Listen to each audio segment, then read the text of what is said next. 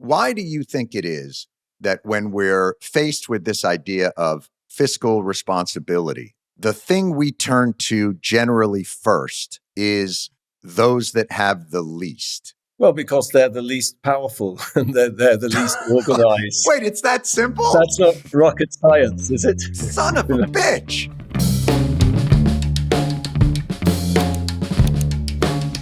Ladies and gentlemen, welcome to the Weekly Show podcast. My name is Jon Stewart, and I am the host of the Weekly Show podcast. It is Wednesday, July 16th. We're probably going to air Thursday, July 17th. And I don't even know what to say about the speed by which, if it's the summer, man, isn't the world just supposed to fucking kick back and go tubing or something?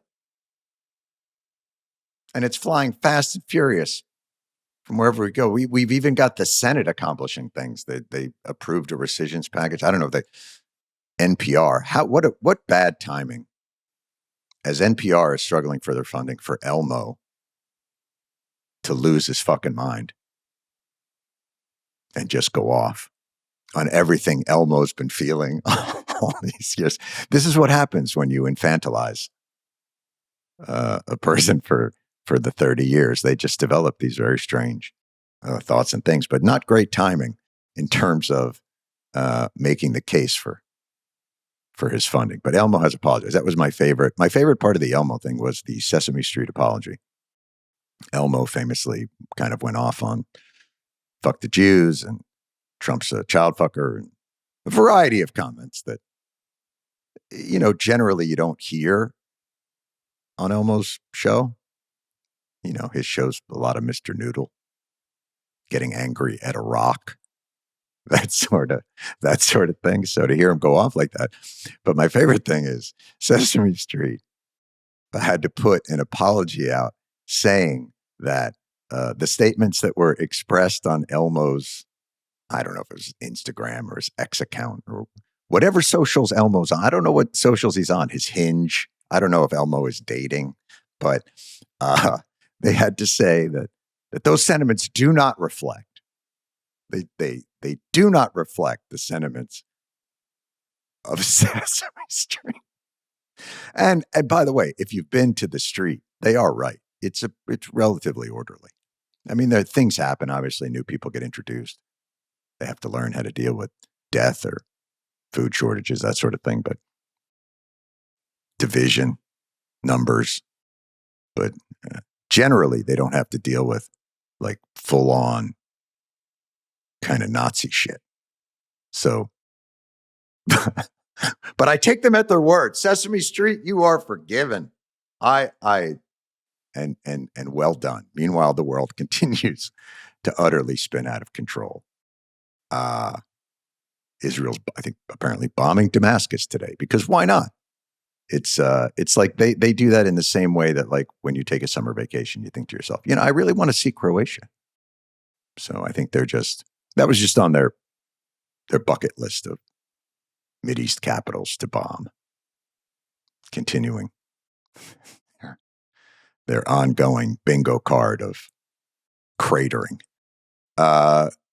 Today we're going to talk about the economy. I really want to get into, I've been thinking so much about this tax and spending bill and its priorities and why they are the way that they are and why we accept those priorities as though those are the kinds of economic priorities that ensure our collective prosperity. And so we have two really just expert economists that are going to talk about that. And we'll step back, talk a little bit of a historical perspective, but I want to get into them now. And hopefully Elmo will hear this and find a way to calm and stabilize himself. All right, so let's get into it. We are delighted today to have as our guest. This is as erudite a panel as I can pull off, ladies and gentlemen. You've listened to the show. We do very well with the guests. Generally, I play the part of Dunderhead Jones, but we have ourselves a panel today, ladies and gentlemen. Clara Mattei, professor of economics at the University of Tulsa, executive director of FREE, the Forum for Real Economic Emancipation, author of The Capital Order, and James Robinson, university professor at the Harris School for Public Policy and the Department of Political Science, at the University of Chicago. Yeah, I tried to get in there, but apparently there's like a test that you have to take to get in. But James Robinson, Nobel Prize awardee in 2024 for economic sciences. Welcome to both of you. And so pleased that you can join us today. I would like to start, if we could. I want to step back for a moment. We'll get into the tax and spending bill that we've got and the priorities that the United States budget is going to be pursuing. But I want to step back for a moment to ask the question. I think in this country, we have the idea that we live in a free market economy. You know, the mythology is it's an Adam Smith, laissez-faire, invisible hand. If government just gets out of the way, and it does, the market takes care of itself. So if I could, I just want you to address the realities of whether or not we live in a centrally planned or a free market. Where are we at on the capitalism, socialism continuum? Clara, I'll start with you. Thank you so much, John, for having me on. Please. It's a real pleasure. So the free market is a myth in the approach I take to economics, in the sense that there is nothing spontaneous or natural that pops up out of like the essence of who we are. This is how we just tend to think of the market, because it's the way in which we tend then to accept the market. But really the market, as I show, has to be constantly protected by the state in order to secure what is at the foundation of it, which is not just about exchange. It's really about people having no alternative but to sell their capacity to work for a wage. So the labor market is the foundation of what we usually call market. But this labor market entails a certain coercion, a certain constraint, a limit of possibilities, the sense that people have really no alternative but to go work for a wage, and usually a very low one. And so in this way, the state has to protect this so-called market, which is not at all a world of freedom, but I would say a world of unfreedom, because it presupposes this ultimate coercion that we can call exploitation. James? Yes, thank you for having me on. Please. My perspective, I suppose, is a bit different in that I think there's lots of imperfections in the market. I would say what you've got in the United States is something like a mixed economy, that you have government, the government does lots of important things, it does significant things. You have imperfections in the market, you have monopolies, you have barriers to entry, but there is competition. There is competition. There is, you like Tesla cars, you buy a Tesla car. That's bad for General Motors, it's bad for Toyota, So I think competition and choice, it's imperfect, but it is there.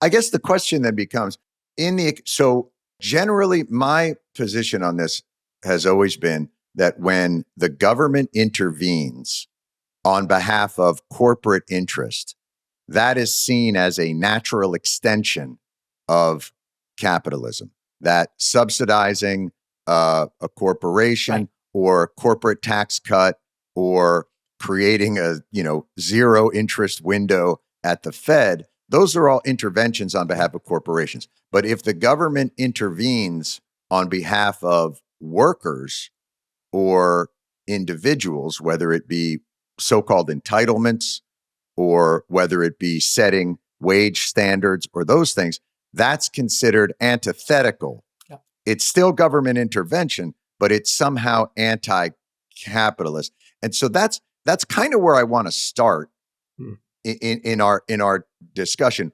Why do you think that is? Why are those interventions different? Clara? Well, I think you really point, John, to your finger to the essence of it all, which is we live in a capitalist economy that by definition works according to two pillars: wage labor and private command over investment. Would that be considered capital and labor? Is that sort of what we're talking about? Yes, exactly. Okay. Capital and labor, right? The fact that people go work for a wage and others instead command investment, in the sense that decide for all of us how to invest and where, according to the logic of profit. So this, by definition, requires the governments to kind of maintain these pillars alive for the system to be able to accumulate as it should, right? The capital accumulation, which is economic growth. We tend to call it economic growth because it sounds less political. It sounds more kind of neutral. But actually, economic growth presupposes these pillars, which mean that the natural doing of the government is very interventionist, but only in a way that protects the two pillars, which means you can't give too much rights to workers because they might decide not to go work for a wage, while you should always incentivize private investment and subsidize and de-risk, because we kind of all depend on the decisions. Makers and takers. Yes. If government steps in on behalf of makers, that's acceptable because that has virtue.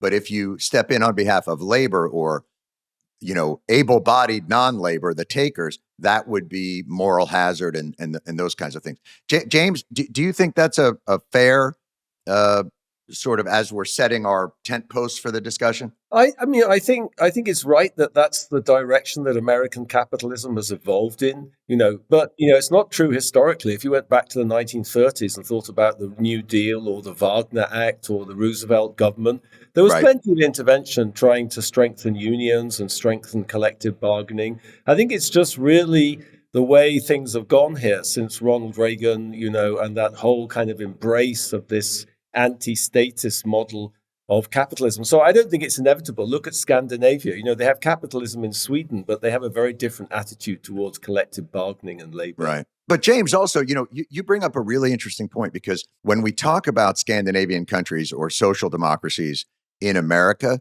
there is a patina of disdain. There is always that, go live in Denmark.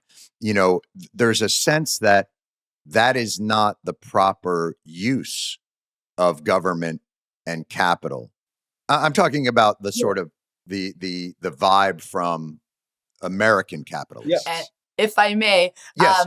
Ultimately, what's important to note is that even during the Keynesian period, Keynesian period being the 30s when they were stimulating. Keynesian period being the 30s and the immediate post-Second World War. So the moment in which supposedly the state was doing what James is saying, which is more kind of pro-labor policies. We need to remind ourselves that, and I'm studying this period at the moment, there are clear political limits to what the state can do. Because exactly, if the state gives too much to people, it risks curtailing that market dependence that secures wage labor. So again, those pillars, of course, there's ways in which you can try to be less pro-capital only and try to secure a more of a sense of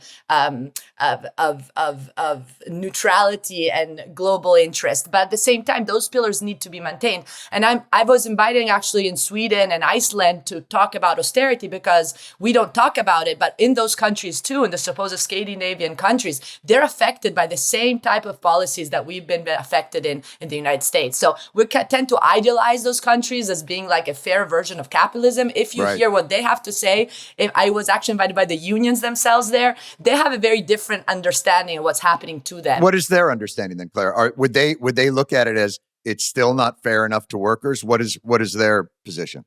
Well, they feel the constant attack of social rights being taken away from them. And they understand, for example, deflation, so the increase of interest rate that we saw in the last years affected those countries as well. And the whole conversation was about how there should be more wage moderation in order to allow for price stability. So this whole thing about wages having to kind of be decreased in favor of price stability, this is a typically capitalist compromise that they can't escape. So this brings us to our discussion. I think we've sort of framed it out, which is this, because I think, Clara, you put it very well, that ultimately the stimulus that generally comes under attack is stimulus that occurs on the demand side as being too generous, whether it be SNAP benefits or Medicare or Medicaid. James, you brought up the New Deal and intervening there. Well, that was in a global economic depression, and in some ways might have staved off a larger socialist or communist revolution in this country. So James, why do you think it is that when we're faced with this idea of fiscal responsibility, the thing we turn to generally first is those that have the least? what is it about that politically that makes that the first target as opposed to offshore profits that aren't brought back to the United States? Well, because they're the least powerful and they're the least organized. Wait, it's that simple? That's not rocket science, is it? Son of a bitch. That's simply it. Like, they're the easiest to go after. I think so, yeah. You're somebody, James, who I think your work is very much on evidence-based economic theory and using that evidence to design healthier economies, right? Is that the healthiest option? Is there a different design other than austerity that we can think about for central government intervention? Because we know they intervene. We've already established they intervene. What's a healthier intervention than just austerity? Or is that the best move? I think there's just lots of complicated trade-offs there. I think, if you think about the history of economics, economics arose in the late 18th century to sort of try to understand sort of what the heck was going on, with the Industrial Revolution and Adam Smith and all of that. And Right. Economics has always gone backwards and forwards between sort of trying to justify this as the best possible thing and struggling to think of alternatives and what might alternatives look like, but you could say a very limited number of alternatives have really been experimented with. Yes. You could think of communism or Cuba or whatever it is, but obviously that's a very specific sort of alternative. And I think economists are just very bad at thinking about alternatives. Definitely. Hey, what do you got there? Business? You realize your business needed to hire someone and you needed them yesterday? Well, how are you going to find him? How are you going to find amazing candidates fast? What are you going to walk outside? Ask people directly? Just use Indeed. Stop struggling to get your job post seen on other job sites. Indeed's sponsored jobs help you stand out and hire fast. Sponsored jobs, your post jumps to the top of the page for your relevant candidates so you can reach the people you want faster. What do you want to be on the bottom of the page? Come on. You're the boss. This is your business. Get yourself to the top of the page, for God's sakes. According to Indeed data, sponsored jobs posted directly on Indeed have 45% more applications than the non-sponsored jobs. With Indeed sponsored jobs, there's no monthly subscriptions, no long-term contracts. You only pay for results. What more do you want from these people? How fast is Indeed? In the minute I've been talking to you, and it might feel like longer, 23 hires were made on Indeed, according to Indeed data. That's worldwide. Join the 3.5 million employers worldwide that use Indeed to hire great talent fast. There's no need to wait any longer. Speed up your hiring right now with Indeed. And listeners of this show will get a $75 sponsored job credit to get your jobs more visibility at Indeed.com/weekly. Just go to Indeed.com/weekly right now. Support our show by saying you heard about Indeed on this podcast. Indeed.com/weekly. Terms and conditions apply. Hiring? Indeed is all you need. Clara, you're nodding your head vigorously on Economists, not because it does seem like we are stuck in this idea of it's either capitalism or it's socialism or it's communism. And there's no sense that, in the words of Spinal Tap, you can turn the dial. You can turn it to 11. What are the, Clara, does that ring true to you? Well, absolutely. I think it is very true that the economic profession, the mainstream economic profession, has avoided even problematizing capitalism. If you open a textbook in economics, you don't even read the word capitalism. So you can't even understand the specificities of our system. You just talk about markets, again, as something that just happened to exist for human beings to go along with. So I think this is the issue, is that if we don't problematize what's specific about our system, then we end up not really having any possibility of really comparing with other possibilities. And I think the main thing here is to understand that if we do take it that our system is based on coercion. We as human beings can do better in terms of finding out a way in which we could run production distribution actually more democratically. In my work, I really show how austerity, and I think we should define it at a certain point. Right. Austerity is ultimately all about de-democratizing the economic space. And again, this is not something that is because there's bad people in government. It would be too easy to say, oh, it's just because it's evil people or are corrupt or irrational. It's because I see you've watched my show. it's because there's certain tendencies. Again, I think this is what is important about like more systemic analysis that tells you there's certain tendencies that are kind of congenial to the system. And this is why ultimately I would say austerity is in the DNA of capitalism. Then there's, depending on the moment, labor might have a little bit more power to strike against it. But the reality is that we have certain clear coercive mechanisms. And so I think we could do better than this. But the point is that it's very dangerous to explore alternatives. As I show in my own book, when alternatives do emerge, this is something that need to be bugged down and killed very quickly because they are terrifying for the establishment, those who ultimately the status gain. quo. And we need to remember that in this country, just one data point out of many, the top 0.1% owns 5 times what the bottom 50% of the United States American owns. 3 people own more than 150 million American. This is what capitalism looks like at this stage. And clearly you need to protect it very well because it's very unjust for the majority. So James, that's what we're talking about. We're talking about a system that is, look, you mentioned the 30s. That is the last time, or maybe even prior to that, more the Gilded Age, when we sort of lived in that laissez-faire era of, robber barons. And I think the determination there was that society is not stable at that point, that there is, how do economists get out of that perspective of focusing on supply and demand and pull back to a more macro of what is a stabler version? What does a more stable version of a progressive capitalism look like? Yeah. I mean, but economists never really think about that actually, because economists don't see. Wouldn't that be the whole game?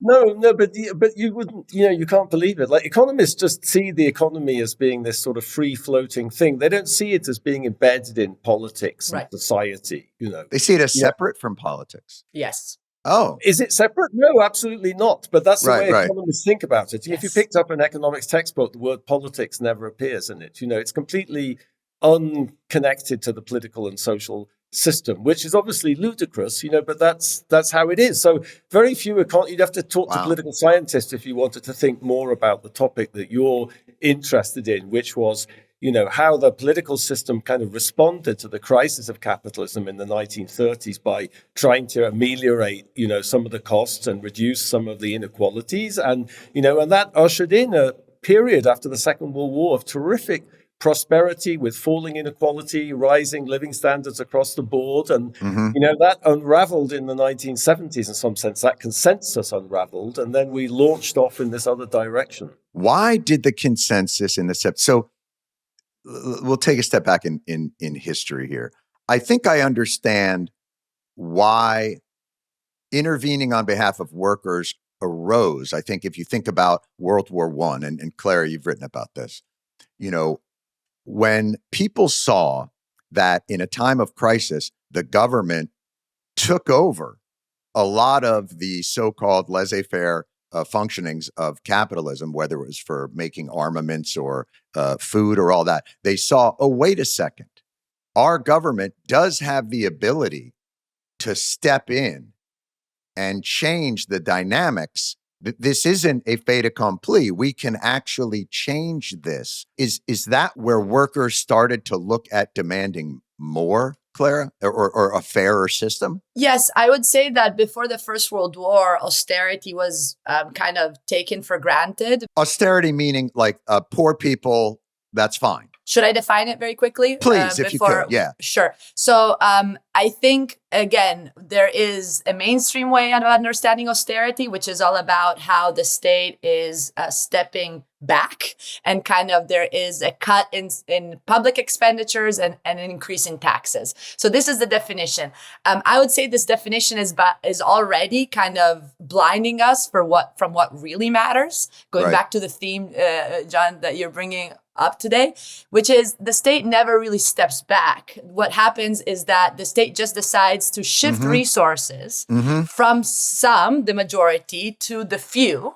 And the same for taxation. It's not about just taxing people more. It's about who you're taxing more. And what you find out is that austerity is all about regressive taxation, which means that capital is taxed structurally less than labor. This is, of course, the current policies have just escalated these tendencies. And what is meant by that is sort of if you've got a capital gain, or if you want to, put machinery on your taxes and get those removed from your taxes, or things like that, or capital gains taxes or carried interest taxes, that those are eased, but poor people still face point of sale taxes that are very regressive.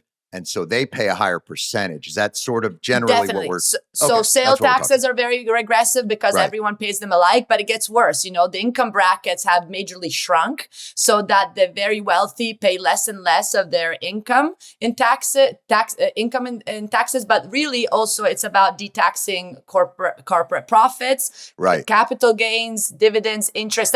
So people who make their living off of capital are detaxed, not to think about inheritance tax that basically doesn't exist in this country. And labor is overly taxed. And labor is overtaxed. So that in the United States, a lot of people are poor because they're overly taxed.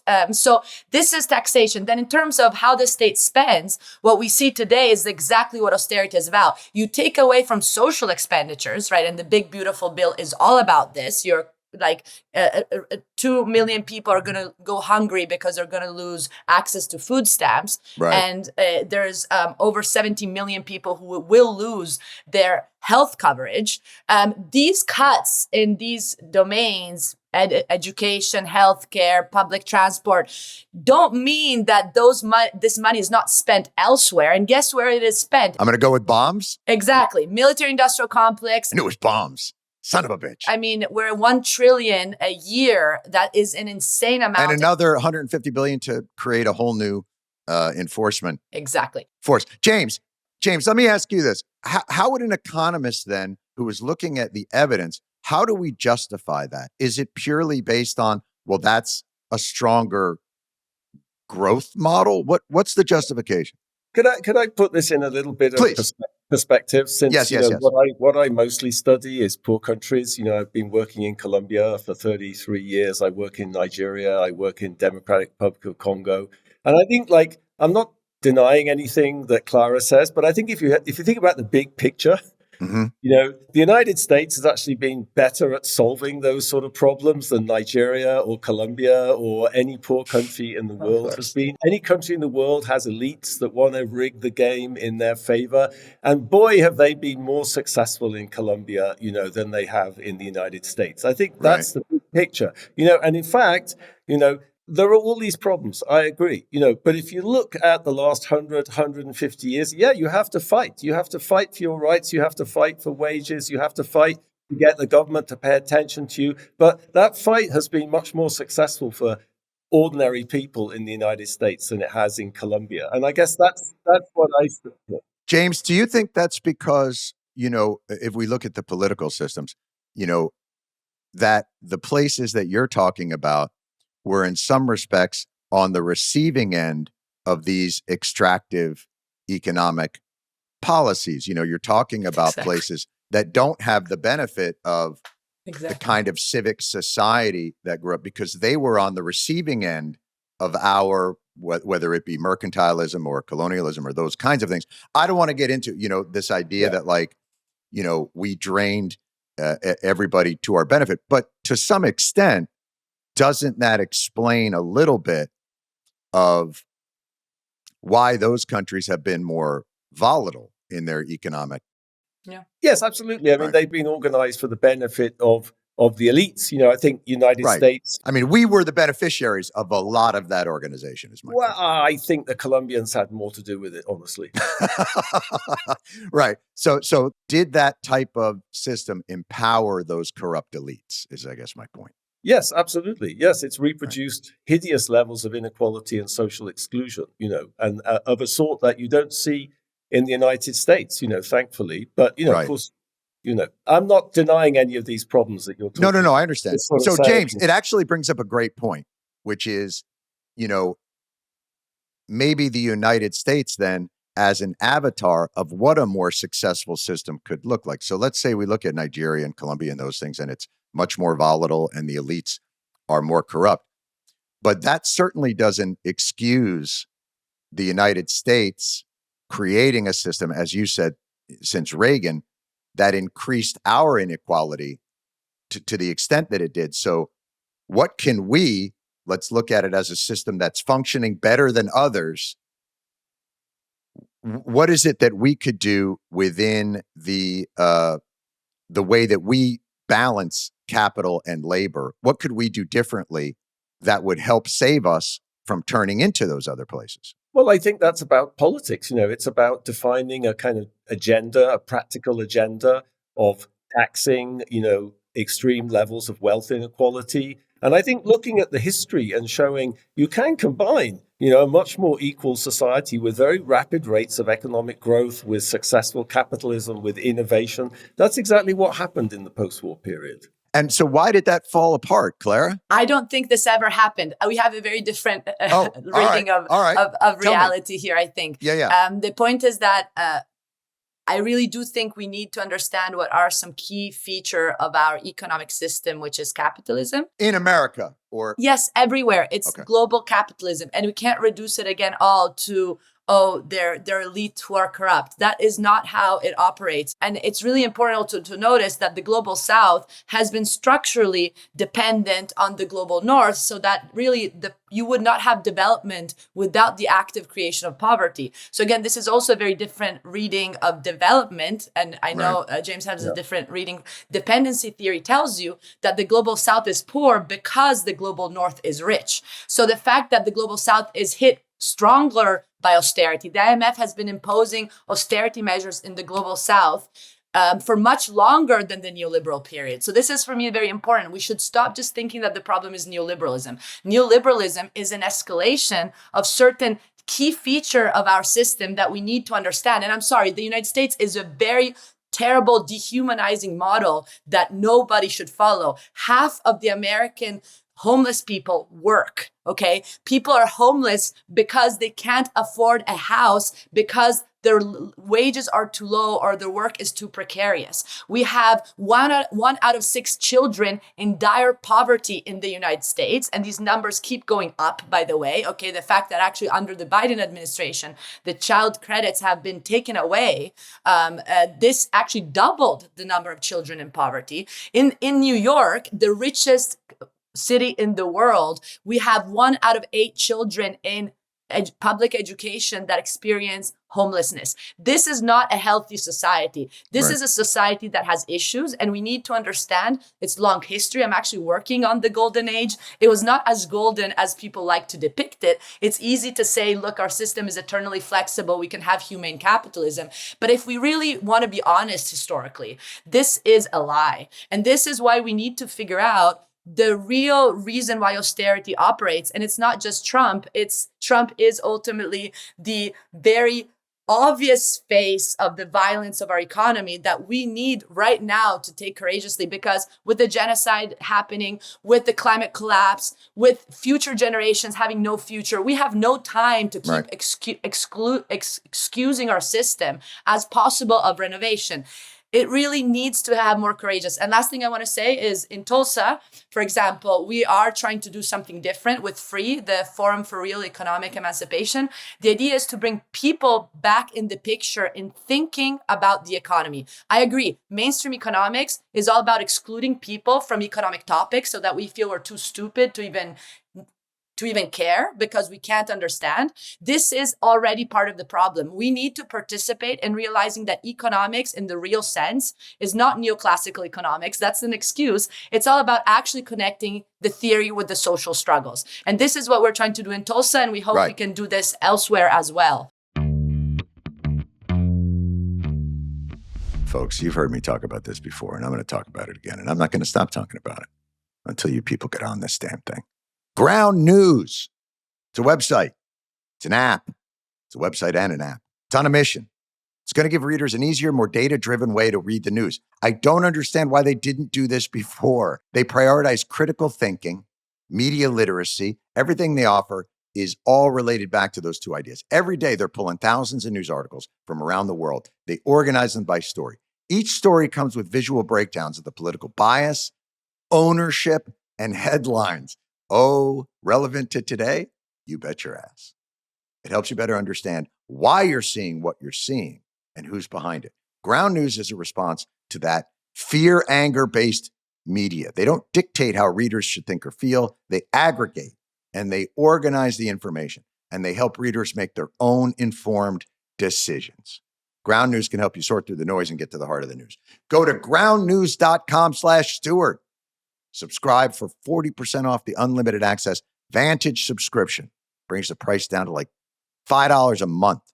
That's ground.news/Stewart, or scan the QR code on screen.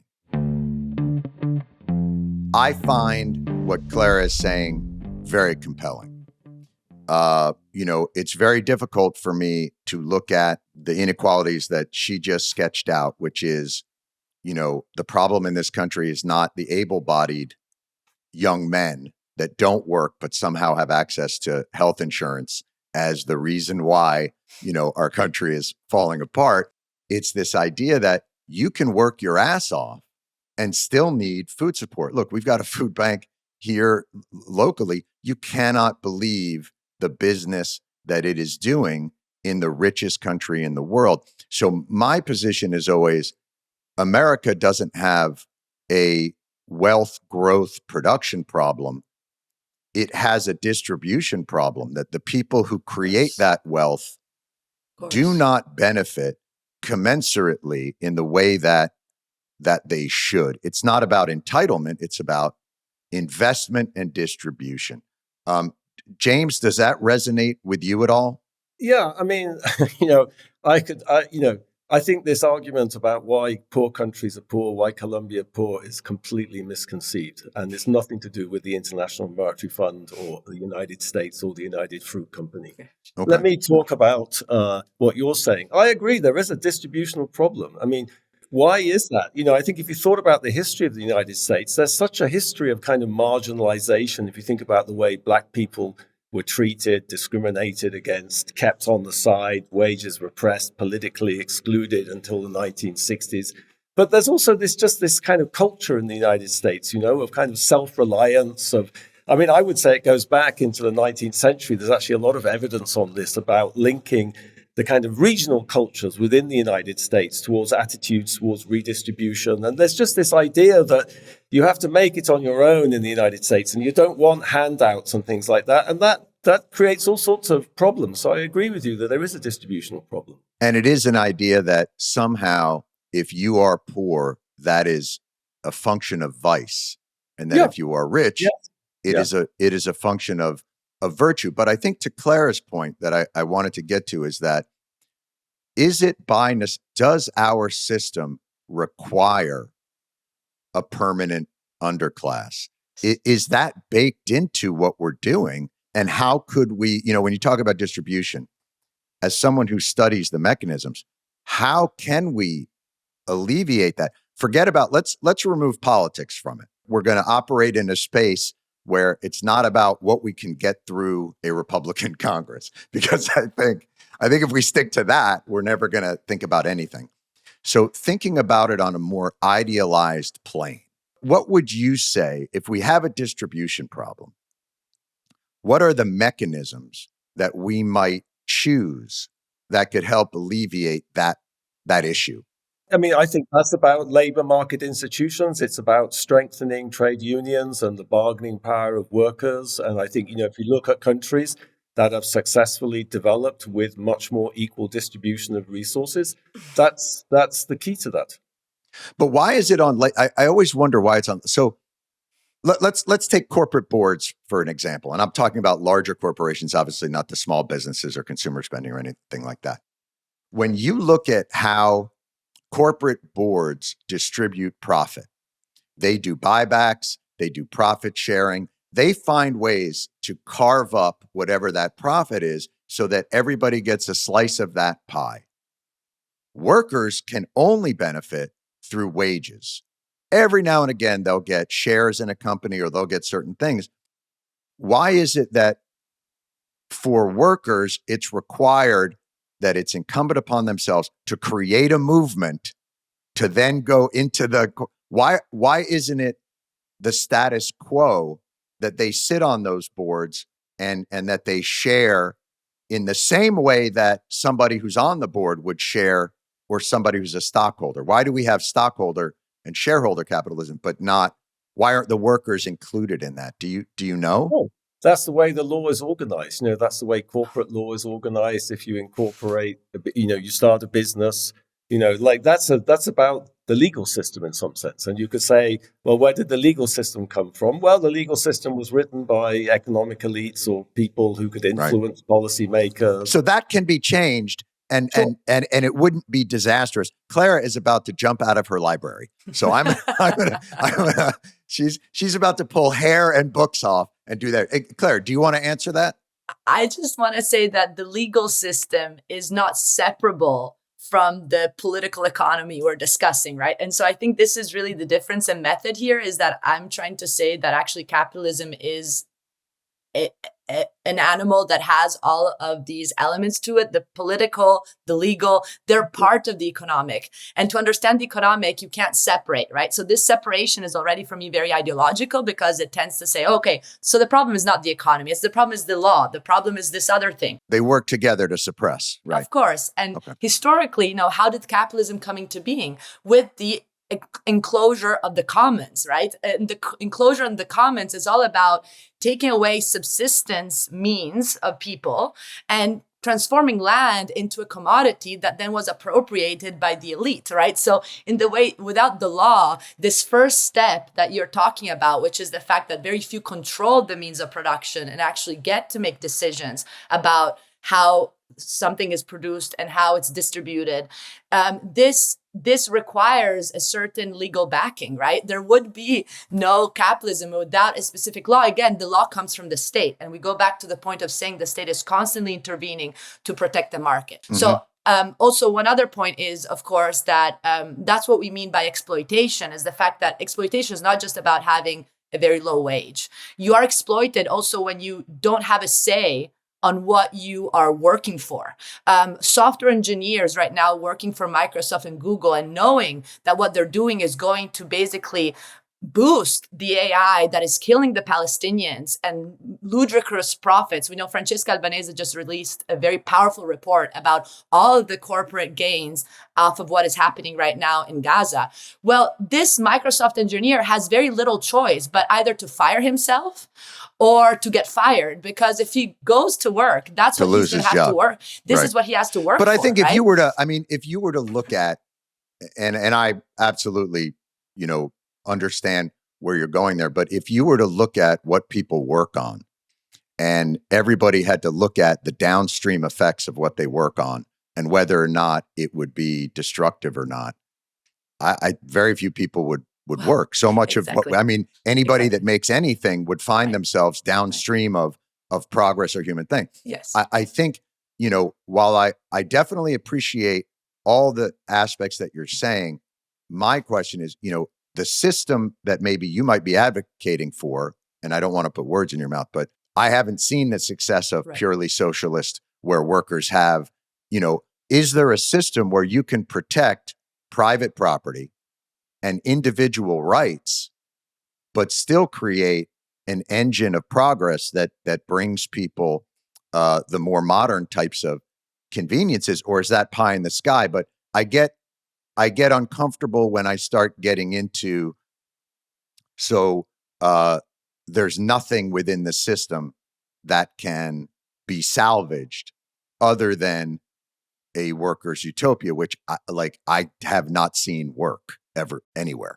Well, I think it's also interesting to note that capitalism is very young, so it's only 0.1%. No, this is really important. It's just a boy. It's only 0.1% of the time humans as Homo sapiens has been on Earth that we are under industrial capitalism. But the other systems have been feudal systems and empire, they've been pretty shitty. A multiplicity, but also a lot of, for example, native horizontal relations, right? So it's not necessarily that you need to organize production vertically. And this doesn't mean, by the way, again, I think we use the word socialism and everyone gets scared because, of course, it's used, especially in the United States, as something that is considered taboo even to talk about. But we can even we can get creative of how we want to talk about it. But the point is that we need democracy in the workplace. And cooperatives, for example, are this democratic space. And it's not easy, of course, because actually to organize production democratically requires a lot of work. And I don't know that they have the scale or the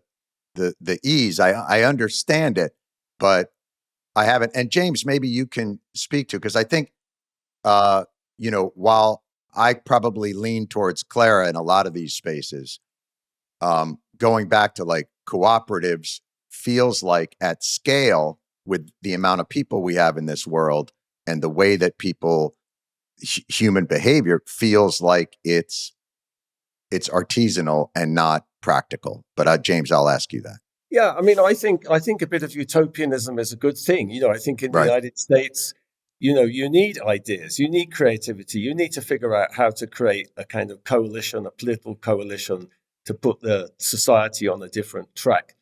But I do think, as you say, John, that if you look at these experiences of successful economic development, look at what's happened in South Korea in the last 50 years. South Korea went from a poor to an incredibly interesting, exciting, and I don't just mean economically, I mean culturally, I mean K-pop, Gangnam style, you name it, and what was that? It was capitalism, basically. It was Hyundai, it was Daewoo, it was Samsung. It was just an amazing amount of innovation and creativity. What took tens of millions of Chinese people out of poverty since 1978?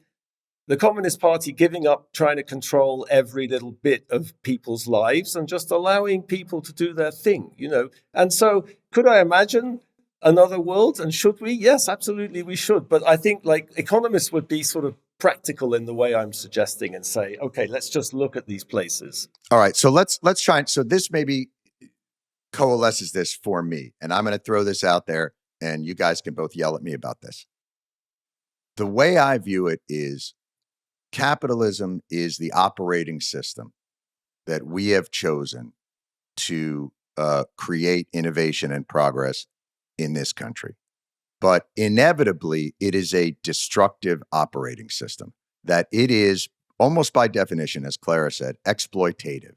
What I'm saying is, I think Clara is far more creative and innovative in the way that she's thinking about, we can reorganize this in a very different way through a more cooperative, democratic, worker-based system. I guess I still look at it, and maybe this is, again, it's sclerotic thinking, but I look at it as government's job is to ameliorate and mitigate the natural tendencies of capital as destructive.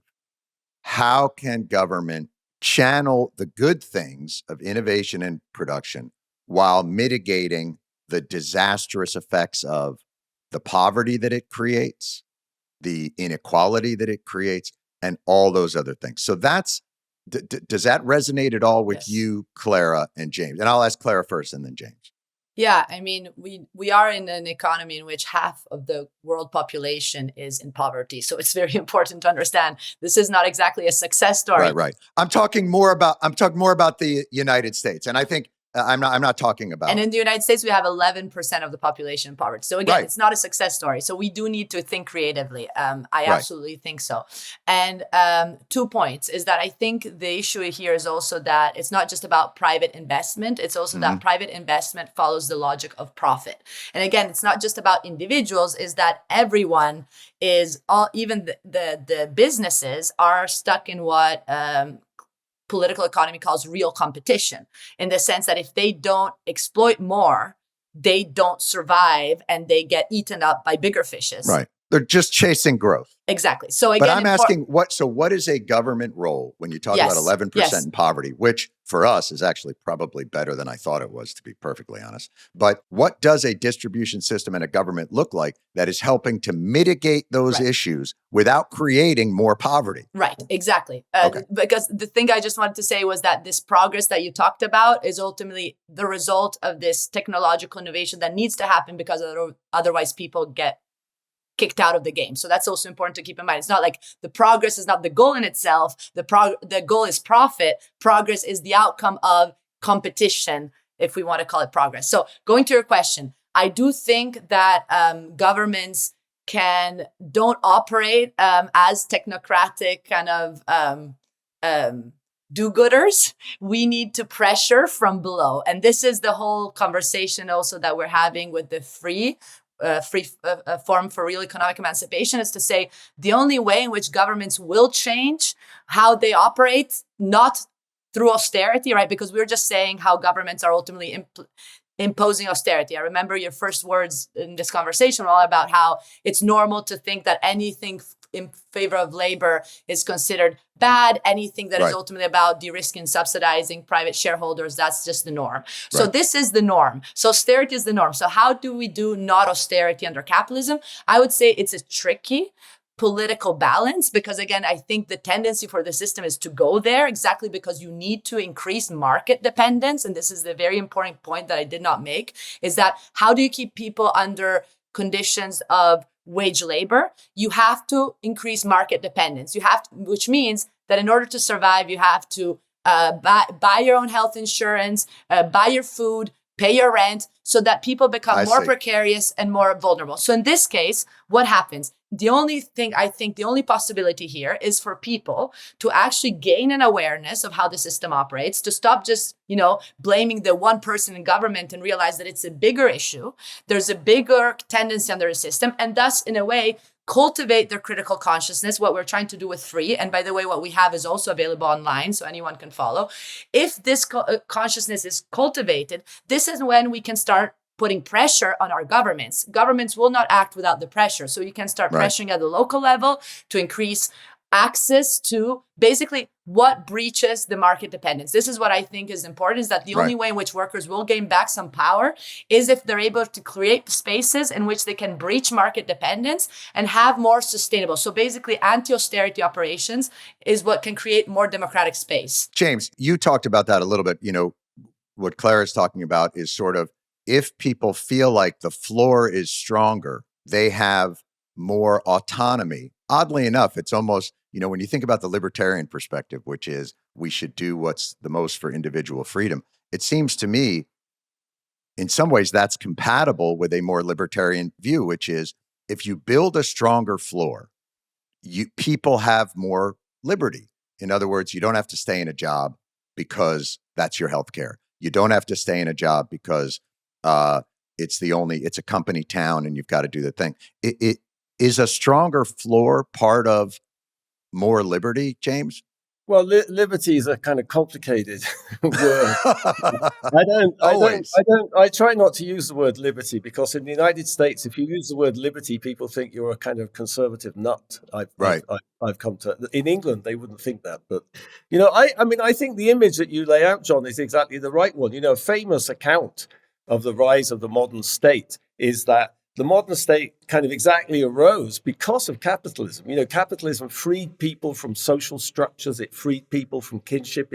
It set people loose, and that was fantastic at some level, for innovation and individualism and all sorts of things. But it created all these massive consequences, these negative consequences, poverty, slum. Which we don't reckon with for some reason. And it was the government had to come to make that stable. This is the vision of kind of Karl Polanyi's book, Great Transformation. So I think you said that, and I think that's sort of right. But it's an endless battle. It's an endless battle to keep that on track. Because because everyone wants to kind of shade a bit. Everyone wants to play the game a bit in their favor and stack the rules a bit in their favor and get the government not really doing that because, that keeps wages low or it allows us to kind of make more profits. So I think that's a never-ending struggle. That kind of dialectical contest in some sense, between people to get the state to control capitalism. But, I guess my view of capitalism is different from Clara's, though, because I think, you may disagree with Elon Musk and Peter Thiel's vision of progress. I certainly do, but Yes. They definitely have one. I believe humanity should still have a role. But they definitely have one, I think if you think about progress Mr. for Musk, one person. Yeah. What was it that drove him to take over this whole Doge? No, he was not trying to make money. He actually lost enormous amounts of money. He was doing it because he's a libertarian, because he's ideologically driven to kind of oppose anything the government does, I think. Right. And it's such a strange, I guess that gets back to kind of the original contradiction and everything that we talk about is you have these folks who are anti-collectivist, but collectivism formed for a reason that together people were able to overcome the adversities of a dangerous natural world or other things. There's a reason why this all happened. But somehow, once we came together, that instinct of strength through a stronger floor and through keeping us all together has now been viewed as a weakness, which I find fascinating. Like, it's such a strange turn of events. Yes. And I would love to understand a little bit, and maybe James, you could do this. What are the tools that economists have that can help the political and the legal? Because I think this gets us to how we change it. Clara talked about this, of people rising up, but they need the tools to be able to do that. My fear is these systems only change in catastrophe or cataclysm. What are the tools that maybe we can look to from economists that can help provide us the ability to prosecute a better case for a fairer economy, James? Well, I think economists have to think more about the negative consequences of for society and for the stability of society, of organizing the economy in this way. I mean, as I was saying earlier, the problem with mainstream economics is it completely ignores sort of society and politics, so it doesn't think about right. And law and right. What's the feedback onto politics of having this enormous increase in income and wealth inequality? That feeds back onto politics. It feeds back onto, tens of millions of dollars being thrown into political contests. And so, of course, but that's not a feedback that an economist would think about. Economists do think about inequality and they're very interested in studying inequality, but you have to see the whole picture, and why is it that economists don't see the whole picture? I don't know. I've spent my entire career struggling with that. I still don't really, it's something kind of baked into the way economists are sort of taught to think about the world. I'm sure Clara would say she has a kind of conspiracy theory about this. No, it's not conspiracy. Now. I think it's more complicated. It's more complicated. It's more complicated than that. I don't think academic economists. Well, I mean, I also think that economists play a role in society. It's not about conspiracy. It's about realizing that all knowledge is embedded and that people like us, we create knowledge, but we're very privileged as professors with tenure. And we tend to not see a lot of the time what are the difficulties that people actually are living through. This is why I think economics needs to not just be based in academia and the high ivory towers. We need to bring back economics so that it becomes more humane. We need the experience of the lived experience of the social struggles of people. And this is what we're trying to do at Free. We can't renounce economics. We need just a different type of economics that raises awareness. And honestly, in my own historical work and in my book, The Capital Order, this is all I've been doing, is looking at the origins of neoclassical economics, mainstream economics, to understand how it came into being in the moment in which people were saying, you know, value comes from us. We are producing the values. It's not the entrepreneur, it's the worker. And guess what? Neoclassical economics tells you the opposite. Workers don't count. They're just, you know, who counts is the entrepreneur. Right. So of course, the lens through which we look at the world is very political, and economics is very political because it gives us a lens that structurally disempowers. I think we do need a more empowering lens, and we also do need to be able to look at capitalism and understand its problems. I think this is the only way we will have imagination that is actually will be able to bring us to confront the challenges of our future. I think many economists are studying the world. Many economists are doing field work in Latin America, in Africa, in India. You know, what am I doing in Rwanda? You know, I'm trying to understand the logic of society, of the economics of polity in Rwanda. I think many economists are doing that already, to be honest with you. Is it possible, you know, and again, this is because I think, you know, while you guys might disagree on certain aspects of it, is it possible too that economics is just one other commodity that can be utilized by the elites to promote the outcomes that they're looking for politically? In other words, it's just one more tool that can in some ways be exploited. I think to James's point, I think you're right. There's a lot of really interested, fascinating economists who are out there in the communities, but ultimately how that knowledge is applied in societies, it can be perverted. Yeah. You know, any knowledge can. And I think getting back to what Clara is talking about, you know, your history of sort of how the workers' consciousness of the 20s coming off of World War I, and how Mussolini and even in England with the trade unions, how they used their resentments, right, to actually work against those folks is fascinating to me. And that, I think, speaks to what James is saying, which is there's a lot of people doing this great work, but without the political mechanism to not pervert that, how do we prevent that? Yes. And we need to understand that any knowledge has a method. And again, this method is not neutral because there's different ways in which you can do economics. And again, you can do it in the mainstream way, or you can do it as we're trying to do at free and in other places. And I think this is the whole point, is that economics is just a field that we need to then,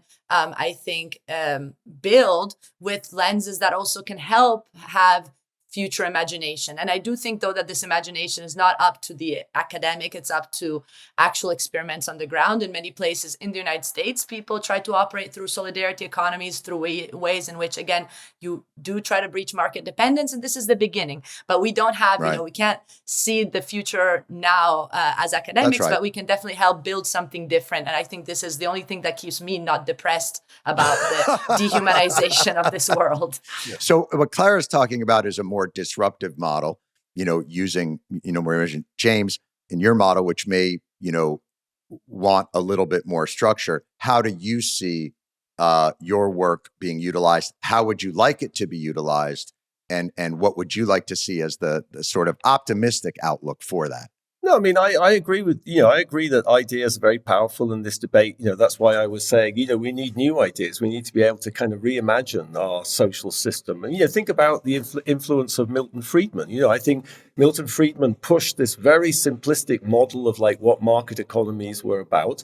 And that was an enormous, powerful tool in the hands of Mrs. Thatcher or Ronald Reagan, So those ideas are... That was the beginning of it. The austerity. I mean, those guys were, So those ideas are powerful. I mean, I studied Africa or whatever, and the way Africans organize their economy is completely different, historically and in many ways today than the way people organize. I'm somewhat reluctant to start talking about it, since we're talking about the kind of Western world. No, but it's interesting, James, to look at it from that perspective, because if they're more nascent, you have an ability to build something that maybe is the system we're talking about. Yeah. Well, I think there's many things, one of the reasons, I study the rest of the world is I think there's many, I agree.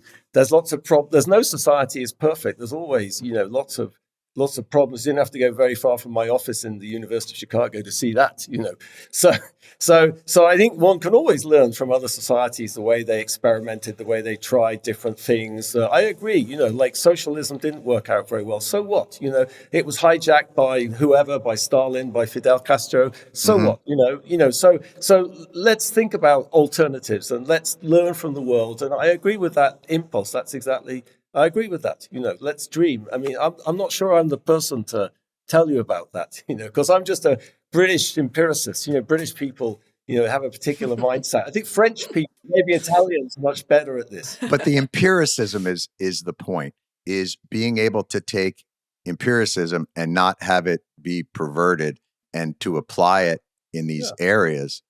We talked about Friedman earlier and all that. And I'll end with maybe this and about the value of sort of how these empiricists work. Alan Greenspan, famously the Fed chairman from, for so long, was on my program, The Daily Show. This was post the 2008 financial crisis.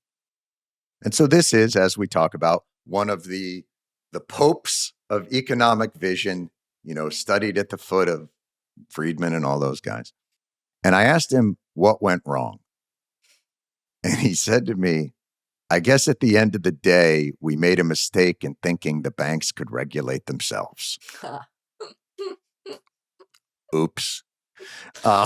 So that's kind of the point. But I love both of your perspectives. I find it really interesting. I think it's the question of our times, which is to stand back and reimagine systems that can be in healthier balance. And so I really appreciate you guys. You've put so many wonderful ideas out to think about. So I really appreciate you both being here. Clara Mattei, professor of economics, University of Tulsa, the executive director of FREE, the Forum for Real Economic Emancipation, author of The Capital Order. It's a great book. James Robertson, university professor at the Harris School for Public Policy and the Department of Political Science at the University of Chicago, Nobel Prize awardee in 2024. And out and about right now in Africa, checking out economic systems on the ground. I so appreciate you both taking the time to be with us. Thank you again. Thank you so much. It was a pleasure. My pleasure.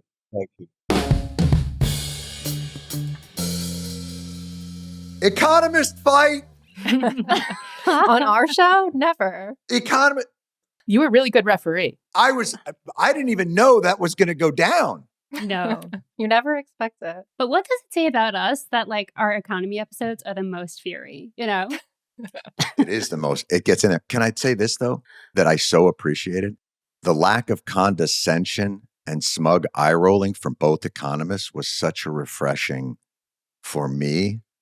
Like whenever I'm talking to economists, I always feel like it's like, that you get a fortune cookie and you read in bed after every fortune. That's the game. With economists, I think the game is after everything they say, you just add, you asshole. Like, because it's like, no, demand goes up when money policy is less restrictive, you asshole. Like, And they love to say, that's Econ 101. Right. Zing. None of that from these guys. Just flat out fucking economic passion. You know what I really appreciated, though?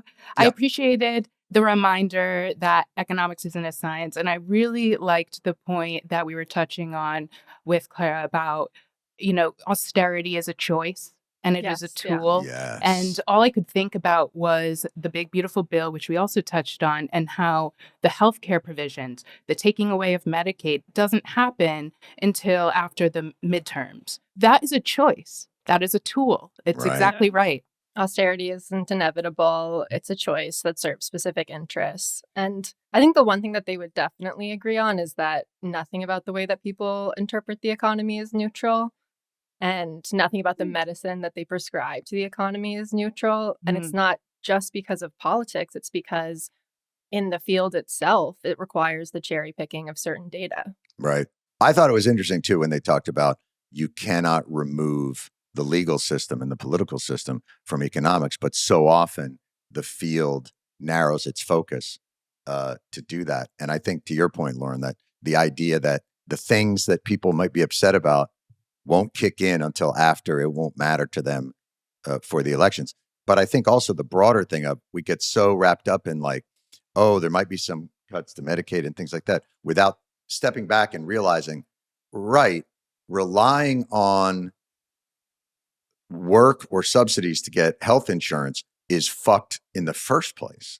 Absolutely. That these are the things, and this is not the way the system has to be designed.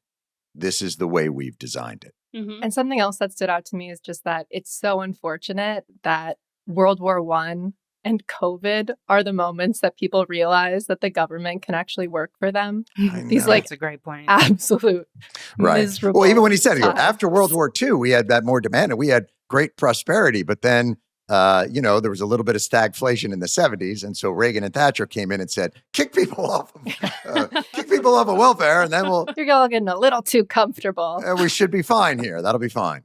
I guess also the other thing I was thinking about was just how the Big Beautiful Bill came about in order to address the deficit, but actually increases it and will just raise the debt ceiling as the solution. I think it's addressing the deficit in its way.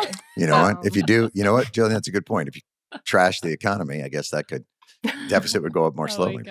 But fantastic. Brittany, what do we got? What do the listeners want to know this week? First up, John, do you think that Skydance would get rid of The Daily Show after the merger goes through? Skydance, the company that's coming in? Yes. Boy, that's a good question. I have, unfortunately, we haven't heard anything from them. They haven't called me and said like, don't get too comfortable in that office, Stewart. But let me tell you something. I've been kicked out of shittier establishments than that. We'll land on our feet. No, I honestly don't know. I mean, I think I'd like to believe that, without The Daily Show, I don't know. Comedy Central is kind of like Muzak at this point. I think we're the only sort of in like life that exists on a current basis, other than like South Park Reruns of The Office. But it's the only thing on there. I'd like to think we bring enough value to the property. Like if they're looking at it as purely a real estate transaction, I think we bring a lot of value, but that may not be their consideration. I don't know. They may sell the whole fucking place for parts. I just don't know. And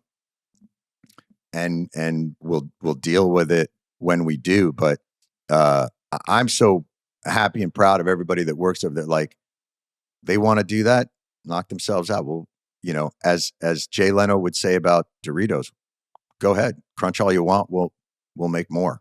So we'll figure that out when the time comes and where we have to do it. But like I say, that is I have no knowledge. We've all got a surmisal about like who actually is owning it and what his ideology is, but ideology may not play a part. I just don't know. One could hope.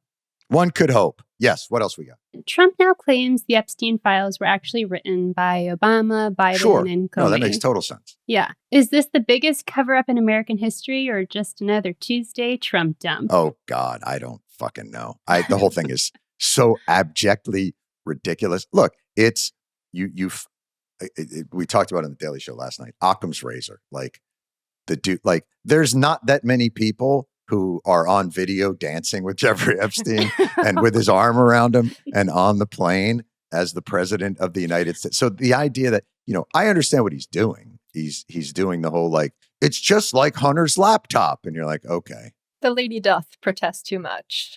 I mean, the whole thing is fucking insane. And the idea that he's like, why are we still talking about that? Anyway, about the 2020 election.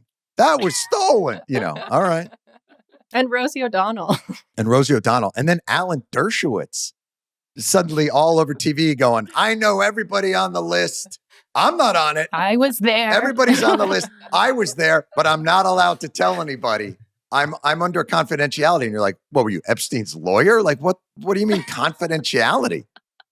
And you got this other, I'm sure Ghislaine Maxwell's in jail going like, so what am I in jail for again? Like, what? This is like, it's the opposite of a nothing burger, but this is, I just don't understand why they can't, or just like fucking prosecute the people that are prosecutable and let's be done with this. It's a great conspiracy, huh? Man. But once again, hell of a week. How do they get in touch with us, Brittany? Twitter, we are Weekly Show Pod. Instagram, Threads, TikTok, Blue Sky, we are Weekly Show Podcast. And you can like, subscribe, and comment on our YouTube channel, The Weekly Show with Jon Stewart. There you go. Nicely done. Guys, thank you guys so much. Excellent as always. Lead producer Lauren Walker, producer Brittany Mimetovic, video editor and engineer Rob Vitolo, who saved the show today. I just want to point out that people don't understand video editing, sound editing, audio editor and engineer Nicole Boyce. We had a guy calling in from Africa. We had someone calling in from, I don't know where. Tulsa. She was in Tulsa. And yet I was the one who, like, every time I talked, it just went.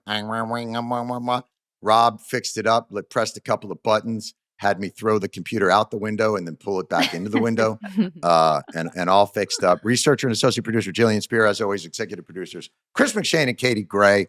We will see you guys next week. Enjoy this beautiful July thunderstorm. All right. Bye. The Weekly Show with Jon Stewart is a Comedy Central podcast. It's produced by Paramount Audio and Busboy Productions.